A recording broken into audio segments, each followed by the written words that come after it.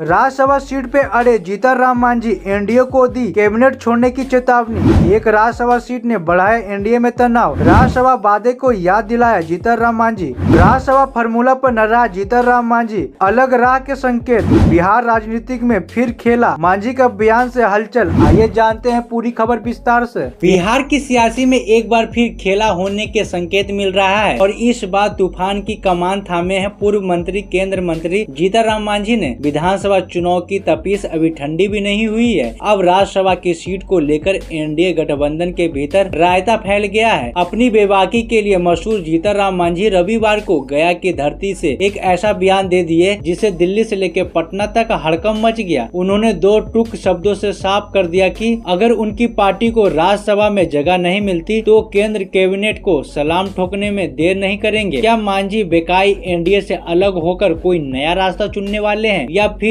सिर्फ गठबंधन में अपनी ताकत दिखाने का एक पुराना पैटर्न है? आइए जानते हैं उस एक सीट की पूरी कहानी जिसने बिहार एनडीए की नींव हिला दी। केंद्र मंत्री सूक्ष्म लघु और मध्य उद्योग मंत्री जीतन राम मांझी रविवार को गया में अपनी पार्टी हिंदुस्तान अवाम मोर्चा को एक कार्यक्रम के संबोधन कर रहे थे। इस दौरान उन्होंने भाजपा को 2024 के लोकसभा चुनाव के दौरान किया गया वादा को याद दिलाता है, जो उनके मुताबिक अभी तक अधूरा है। मांझी ने दावा किया कि चुनाव के वक्त भाजपा ने उन 2 लोकसभा सीटों और एक राज्यसभा सीट देने की बात कही थी, लेकिन चुनाव में उन्होंने सिर्फ एक लोकसभा सीट ही दिया, जिस पे उन्होंने जीत दर्ज की। मांझी ने कहा कि मैं पीएम मोदी को मंत्री बनाने के लिए धन्यवाद देता हूं, लेकिन हमारी राज्यसभा वाली सीट अभी भी बकाया है। अप्रैल में होने वाले चुनाव में हमें हमारा हक मिलना चाहिए। जीतन राम मांझी की नाराजगी का सबसे बड़ा कारण टीवी चैनल पे चल रही वह खबर जिसमें राज्यसभा सीट के बंटवारे को फार्मूला बताया जा रहा है। मांझी ने गुस्से में कहा कि मैंने टीवी पर देखा कि अप्रैल में खाली होने वाली 5 सीट में से 2 भाजपा को